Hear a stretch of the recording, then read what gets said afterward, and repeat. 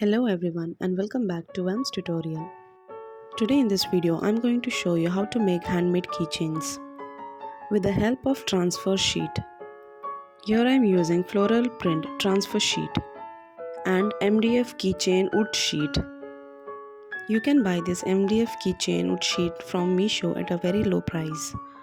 Firstly, cut out the transfer me sheet of exact measurement. Place the transfer sheet on the wooden keychain sheet in the opposite way. You need to peel out the thin plastic layer from the transfer sheet and then paste it on the wooden sheet. The next step is use a paintbrush and water and follow as shown. Give it 2 to 3 coats of water so that it sticks properly. Once you feel it is done, slowly try to peel out the transfer sheet.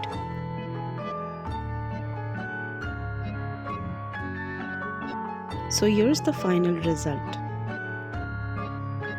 Now I'm going to glue on the top so that it stays for a long time.